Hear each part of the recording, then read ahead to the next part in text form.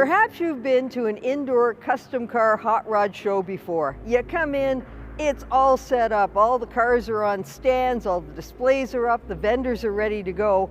That's what you see. But have you ever wondered what goes into making it look like that? And I'm here in Toronto at the Motorama car show, which runs March 8, 9, and 10. And I brought my 1949 Studebaker pickup truck to be part of it. I'm the first one in the building here. It's going to be an incredible morning of everybody getting ready for the crowds to come in. So let's have a look and see exactly what's involved in putting on a car show.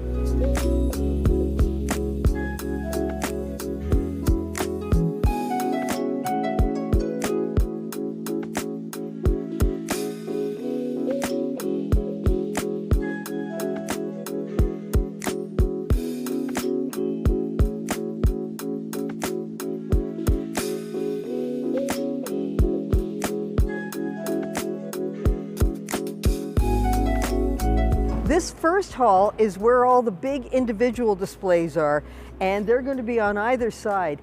To be in this hall, a car is going to be sitting on carpet or some kind of flooring, basically a 10 by 10, so you're looking at wall-to-wall carpeting for a room. There's a lot goes into this. There are some folks down here already putting that down, and we have some cars in, like this 58 Chevy, and you'll notice just to keep those tires clean, there's plastic on them because everything has to be spotless and shined and look great for this show.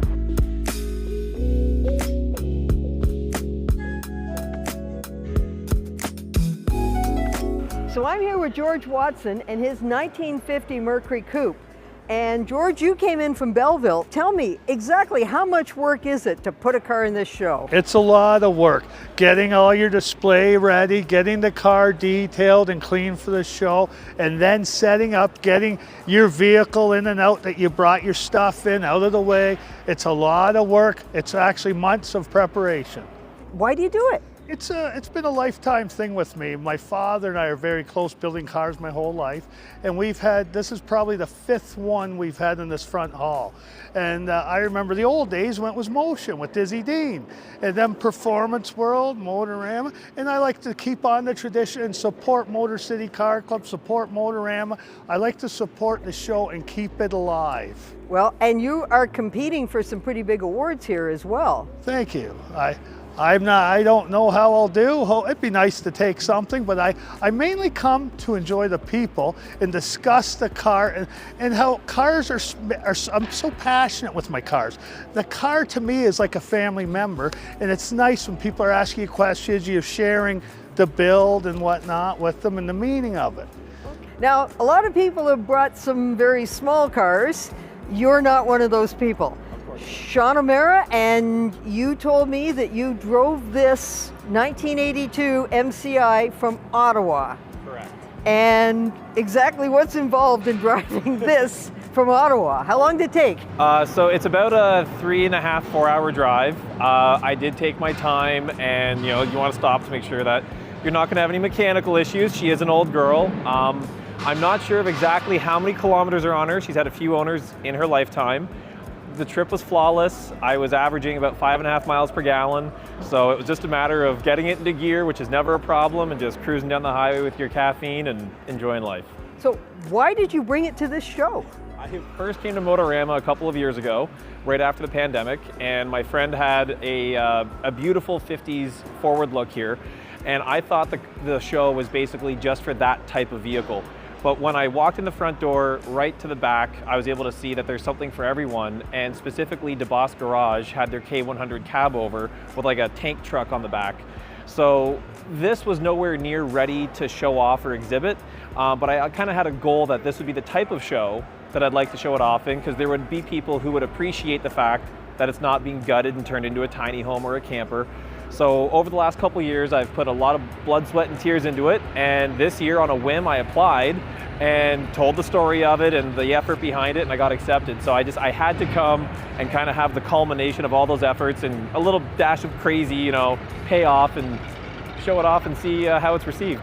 And you told me you bought this in Winnipeg. Yes. And then you drove it to Ottawa? I did. So basically I was on an unrelated trip out west and stumbled upon it. It was for sale by a farmer. And I was a career bus driver, and I always had a bucket list item of driving a silver side old bus and a bus with a stick shift. And by test driving this coach, it was the best of both worlds. I got 2 bucket list items done, and it just brought back so much nostalgia of driving with my dad when I was a kid in his pre-war air-cooled cars where you have to double clutch. So for me, it was just visceral. It was COVID. I wasn't working as a charter driver. It scratched the itch of the old cars.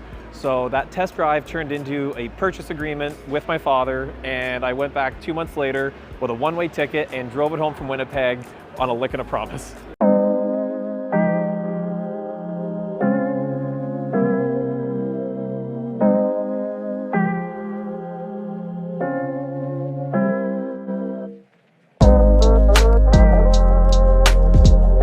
There are a million cool stories here, and this is one of them. This 1950 Buick was supposed to be in last year's show. Joe Savoy of New Brunswick brought it in, but last year he scratched it when he was putting it into the trailer on its way to the show here in Toronto, and it couldn't be in. But he promised them it would be here. It got fixed. Here it is. Brandon Roberts has been putting together the Mayhem Show, which is the back room where all the cool cars are. Brandon, how long you been here today? I got here at about 6:30 this morning. And how long are you going to be here? Probably till about 9:30, 10 o'clock tonight. And how many cars are you going to bring through this door? About 50 or 60. And that's just for the back room. And then we have vendors on top of that as well. We have artists, and then we got this main stage with the pinup pageant. So we got lots of things going on. And what's the hardest thing about putting this together? It's like a Tetris puzzle. If you put someone in the wrong spot, then nothing works. So it's all about timing and making sure people come on time, and that's really about it. It's all in my head. Now, mostly this is a labor of love. It's expensive to bring a car in here. You've got to get it here. You've got to come up with the display, things like stanchions, things like carpet. All the cleaning supplies. There are trophies to be given away and a few cash prizes, but for the most part, it's an expensive hobby. But you do it because you love it, because you want people to see your car, you want to show it off, you want to be part of Motorama. So some of the cars here, there's just an individual bringing them in. There are car clubs, there are race teams, all sorts of things. And then there are vendors, because people coming to the car show, they want to buy stuff, they want to look at stuff. And it's a lot of work for the vendors as well. They have to set up their displays, they have to bring in their merchandise, and all weekend long they've got to be here selling stuff. It's a lot of work. The displays go from mild to wild, everything from just the car by itself to very elaborate displays. We have some scaffolding going up behind me. There's a group that's putting up a drive-in theater. There are gas pumps, there are mannequins, there's memorabilia, all sorts of stuff that is themed to the car or just as wild as anybody wants it to be. So the whole idea is to show off the car, and that's what the display is all about. In this one here, we have a little bit of a show and shine. We have a gas pump, we have some memorabilia, and you'll notice under this one and under a lot of them, we have mirrors. And what these do is, if you have a car that has a very interesting undercarriage, where you can get a good look at how good it looks underneath. So I'm here with Oscar Garcia and his 51 Chev, and all 6 of the Oldies Car Club that he's in are going to be here at the show. And the idea behind the Oldies Car Club is these are bombs, cars from the 30s, the 40s, and 50s that, tell me what makes them a bomb. We try to chrome out everything we can, pinstripe, do a nice paint job, give it like that Chicano LA look. Mostly everything original.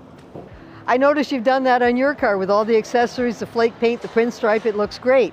Now the Oldies Car Club, you're putting up a display that's going to be a drive-in theater. Why? We're going for like a vintage look, something that we feel like hasn't really been done, or at least not been done, you know, well. Are you going to be showing movies? Yes, we will be showing movies. Vintage movies, actually. Vintage movies. Yeah. I know last year you were here, you did a street scene. We did Whittier Boulevard, yeah. Whittier Boulevard, yeah. I mean, you guys really put a lot into it, and good luck with the show.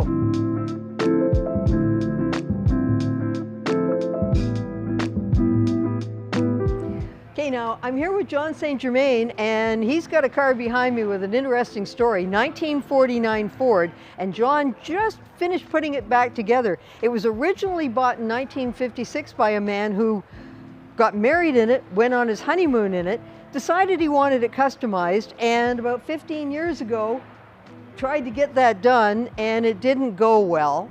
And John, you ended up doing this for him. I found the car sitting in a body shop for 7 years, and George, the owner of the car, hasn't even seen it yet.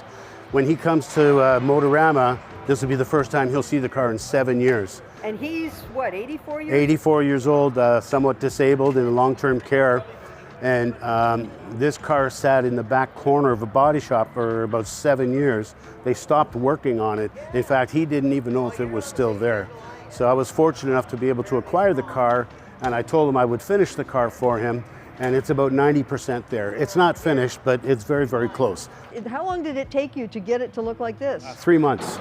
3 months. 3 months. And that's an incredible amount of time for cars that usually take years. Well, a lot of the work was done. The body work and the paint was already done on it, but it had been left.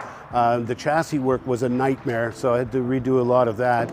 Rewired it, put new glass in it, new headliner, new door panels. There was a lot of work that was done, but was done very poorly. So sometimes it's harder to fix somebody else's mess than it is just to create one. So they created it and I fixed it. And it looks like you did a fantastic job. Congratulations on it. Thank you very much. It was a lot of fun. And the old boy deserves it, because at the end of the day, that's all he wanted to do, was drive a custom. As well, there are all different kinds of cars here. Antiques that are completely restored to the way they left the factory. Hot rods that have all kinds of modifications in them. Custom cars, race cars, trucks, just about everything. The one thing they have in common is enthusiasm. The only people that do this do it because they love the cars. It's not a cheap hobby, it's not an easy hobby, but it's a lot of fun. This is an important show for these people because it's winter. You don't drive these things in the winter, or most people don't. And this is one of the earliest opportunities to get out, to show off their cars, to meet people that they haven't seen since maybe even last summer, and just to have a good time with people who understand how much fun cars can be. Now, we've been here since 7 o'clock. It's now 10 o'clock, and there's still 11 hours of setup to go. It takes quite a bit to put this show on. On Sunday night, as soon as the last spectator leaves at 5 o'clock, everything has to be out, and all of this is going to happen in reverse. The Motorama show runs at the International Centre in Toronto, March 8, 9, and 10, and I'll be here all weekend, so if you come by, say hello. For Driving.ca, I'm Jil McIntosh, and for more news and reviews and show coverage, be sure to visit us on social media, Instagram and Twitter.